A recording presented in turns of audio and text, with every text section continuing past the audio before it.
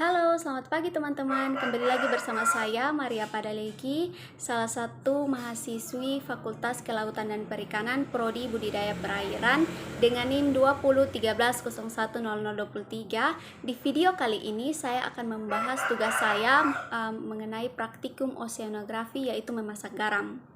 Mau tahu seperti apa? Ini dia. Oke, baik teman-teman. Jadi ini sekarang saya sudah berada di lokasi Pantai Pasir Panjang di samping Hotel Sotis, teman-teman. Di tempat inilah yang nanti saya akan mengambil air laut untuk melakukan praktikum oceanografi saya, teman-teman. Airnya lagi surut ya, teman-teman. Bisa dilihat. Oke, baik teman-teman, jadi sekarang saya akan menimbang airnya menggunakan gelas ukur yang sudah saya bawa dari rumah. Saya mengambil 500 mg air laut. Ya teman-teman, sebelum kita masuk ke langkah-langkah pembuatan garam, sebelumnya kita mengenal dulu alat dan bahan yang akan digunakan. Yang pertama ini saya menggunakan alat gelas ukur untuk mengambil air laut. Yang kedua ada termometer suhu air untuk mengukur suhu air. Yang berikut ada pemantik untuk membakar kompor yang akan digunakan untuk memasak air laut. Yang berikut ada wajan atau tacu yang digunakan untuk proses pemasakan air laut. Yang berikut ada kompor yang digunakan juga untuk memasak air laut, dan yang berikut ada air laut itu sendiri. Oke, baik teman-teman, setelah alat dan bahan sudah disiapkan, langkah yang pertama yaitu adalah saya akan mengukur suhu awal air laut ini sebelum dimasak. Ini adalah air laut yang sudah saya ambil dari laut. Kita akan mengukur suhu awalnya.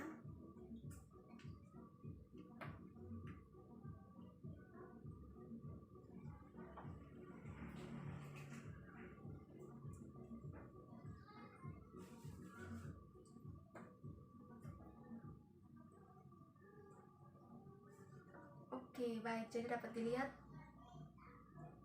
suhu awalnya di sini yaitu 30 derajat Celcius.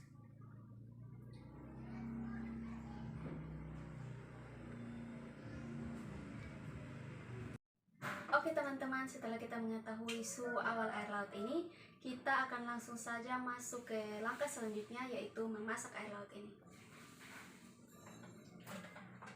Langkah yang pertama yaitu kita akan membakar kompor yang sudah ada ini.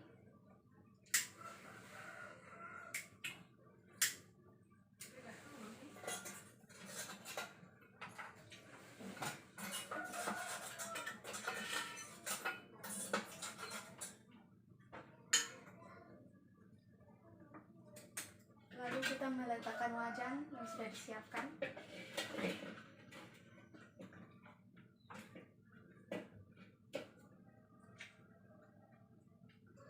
Dan selanjutnya air laut ini berada di ukuran 500 ml yang nantinya saya akan tuangkan ke dalam wajan ini.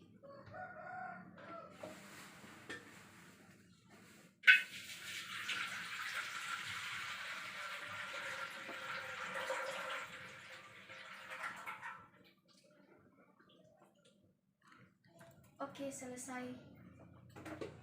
Tinggal kita tunggu hingga air laut ini mendidih. Oke teman-teman, sekarang di sini air lautnya sudah saya masak. Coba didekatkan kameranya. Dan saya sudah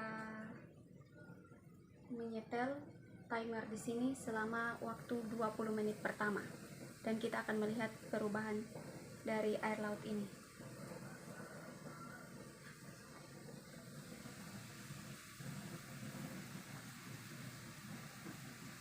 Oke teman-teman, di sini bisa lihat waktunya kurang 2 menit, 20 menit.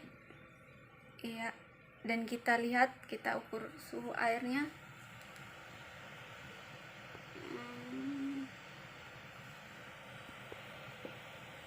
Oke, pada kurang 2 menit, 20 menit, suhu airnya meningkat hingga 85 derajat. 85 derajat Celcius, teman-teman. Kita bisa lihat penampakan airnya. Ada gelembung-gelembung di dalam air.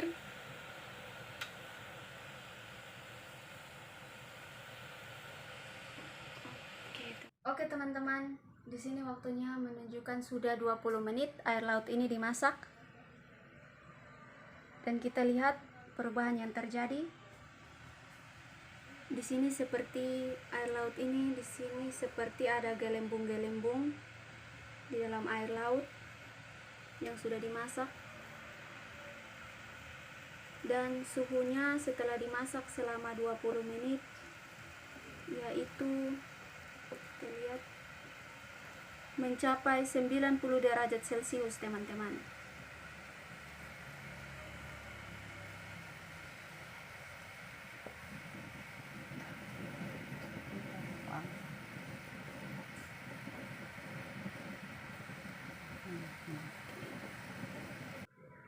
Baik, teman-teman, di sini kita akan melihat lagi pada percobaan yang kedua, di mana air laut yang dimasak selama 40 menit dengan suhu 75 derajat Celcius. Baik, jadi di sini bisa lihat penampakan air lautnya. Sudah mulai terlihat butiran-butiran garam yang lebih jelas pada pinggiran-pinggiran pacu ini atau wajan ini, teman-teman. Dan kita akan mengukur suhunya, teman-teman, pada 40 menit ini. Apakah suhunya naik?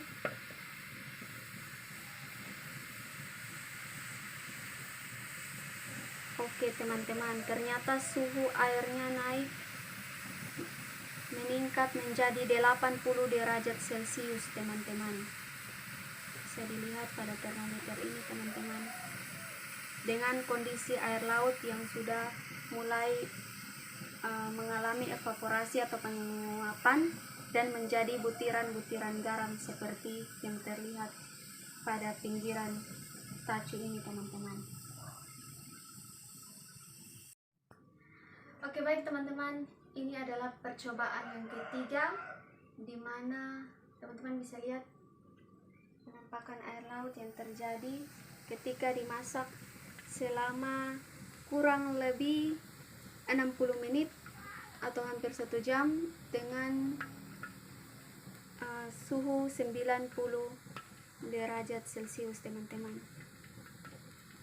Ini penampakannya adalah air laut yang dimasak ini sudah berubah menjadi garam yang sempurna, menjadi butiran-butiran garam yang sempurna karena dimasak dengan suhu yang tinggi, sehingga air laut ini mengalami evaporasi juga yang tinggi. Maka perubahan yang terlihat juga sangat jelas, yaitu di mana air laut yang tadinya hanya air sekarang sudah berubah menjadi butiran-butiran garam yang lebih jelas, teman-teman. Nah, teman-teman, itulah hasil praktikum saya. Dengan demikian dapat disimpulkan bahwa pada percobaan yang pertama, yaitu ketika air laut dimasak dengan suhu 50 derajat Celcius selama 20 menit, air laut juga akan mengalami evaporasi. Namun dalam pengamatan, air laut mengalami sedikit perubahan saja, yaitu adanya gelembung-gelembung di dalam air laut yang dimasak. Nah, pada percobaan yang kedua, yaitu ketika air laut dimasak dengan suhu 75 derajat selama 40 menit, air laut semakin berubah menjadi butiran-butiran garam yang lebih banyak dan lebih jelas. Dan pada percobaan yang ketiga, ketika air laut dimasak dengan suhu 90 derajat Celcius selama 60 menit, air laut itu sendiri akan mengalami evaporasi yang tinggi karena dimasak dengan suhu yang tinggi. dan akan terlihat semakin besar garam yang dihasilkan atau semakin banyak garam yang dihasilkan dengan pada percobaan yang ketiga ini. Oke, baik teman-teman, jadi demikian hasil tugas praktikum saya dan presentasi saya. Sekian dan terima kasih. Salam sehat.